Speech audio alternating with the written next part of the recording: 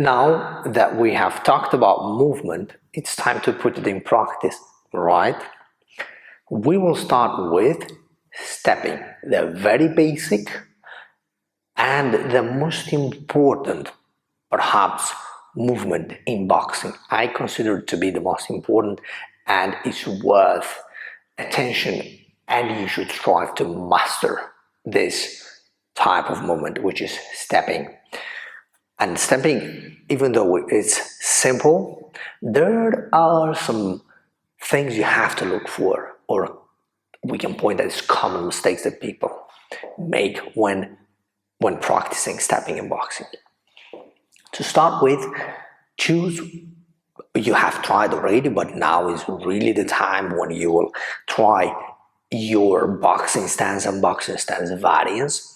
I like to have my feet, as you can see, pointing more or less at 1 o'clock when we look at an analog clock, and 30 to 30 degree if you're talking from a degree perspective with regards to my target. You can have whatever stance you are comfortable with. Very common boxing stance is when people have, if we look at an analog clock again, 3 o'clock to 1 o'clock fit position. But you can have whatever boxing stance variance you feel comfortable with. I like to have this one because when I generate, and later we will talk about the back punches, I don't have to worry about that much. Rotating the back foot as in order to enable hip rotation, shoulder rotation, to maximize back punch reaches. We will talk, you will understand later in more detail what is the importance of the technical nuance, what I've just stressed. I advise you to start with different fit position and see what boxing stance variance serves you best in terms of balance, in terms of how well you can move, how good you feel with it, because that's far more important than anything else, because everything else we can make small adjustments in order to make it work. All right, so I will have it this way, right? 1 o'clock to 1 o'clock. You can try and mimic to start with.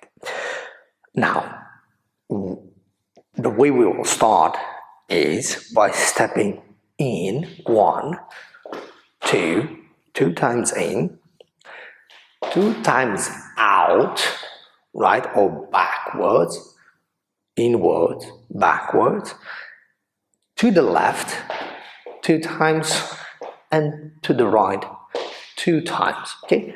Your hands are not relevant. Of course, later, when we are serious about you, I want you to do it with your hands up. But to start with, just stay relaxed and focus on your foot for now. Technical nuances. I want you to have a little bit of space in between your legs, not completely lined up. We already talked about during the third chapter, boxing stance and boxing stance variance, and I want you to have a little bit of space in between your legs as such that you are balanced, right? You are not completely lined up, because then you are not really balanced, and you'll understand later when we talk about defense, when we talk about punches, and you will see how important it is to have a little bit of space in between your legs when you choose your boxing stance, because you will be that much more balanced. All right, so that's number 1. When we start inwards movement, we always start with forwards leg, right? Because we want to stay, again, as balanced as possible. It's for the reason why we are in this boxing stance, and we want to keep it that way.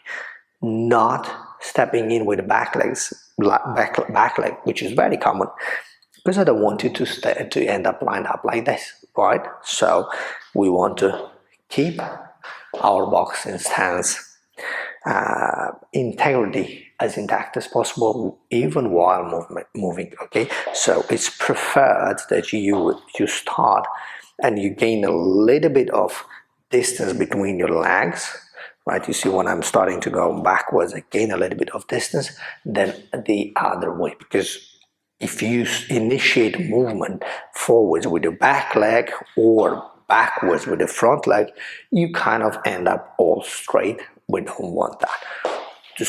We want to stay in a boxing stance and ready to strike, but also to protect ourselves, right?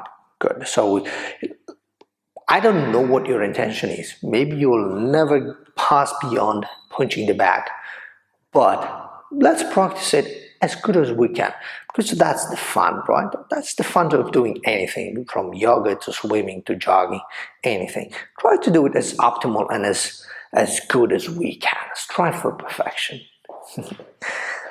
So, inwards movement, front leg. Backwards movement, back leg. To the left we go. With the left leg, to the right we go with the right leg. Another common mistake is when going to the right, people initiate, or students initiate movement with front leg, ending up crossing legs. We don't want to cross. We just talked about the importance of staying balanced, and when you cross your legs, you're not really balanced. It's not completely wrong, but it's not optimal. Okay, boxers do it all the time. You see these kind of silly movements, even at the highest level.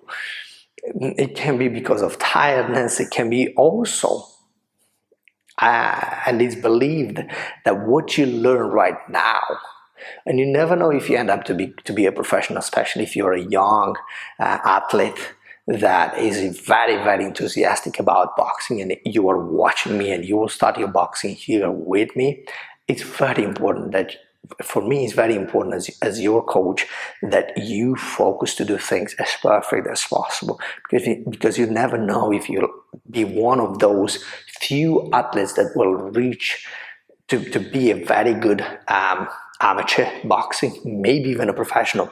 And pay attention, what you learn here now at the beginning, it will stick with you even at the professional level. It's very, very difficult to take something out of your system once it's there engraved in you.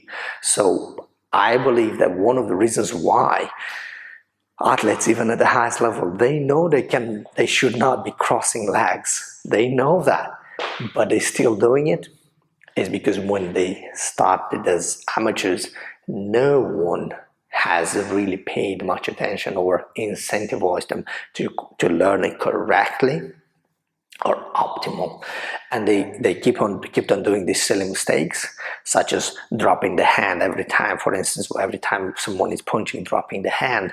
That's another one, very common, and if not properly stressed at the beginning when you start boxing, you'll keep on doing it even at the highest level as a professional, because what you learn now as a beginner, you will carry on for the rest of your career. So pay extra attention if you are one of those very enthusiastic young human being that is willing to learn boxing. Being a female or a male is no difference, and there is a little chance that you will go amateur boxing or even professional. Then make sure you do everything as correct, as optimal, as perfect as possible. Okay, so we already know initial movement, forwards, backwards, sideways, always if you in the direction you go, is you are commanding with that leg, or you lead with the leg towards that direction.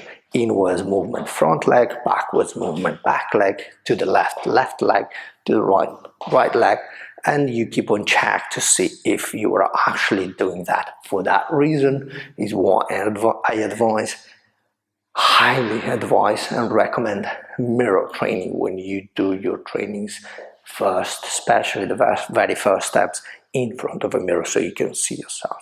That's it. That's very much it. 2 steps in, 2 steps out, to the side, 2 steps to the other side, and so do to it for 3 minutes. Put the timer on 3 minutes to start with, at least. If you have the need to practice a little bit longer, do it a little bit longer. Okay, do another 3 minutes or another 3 minutes until you have it perfect. And then we will move with diagonal movement in the next topic.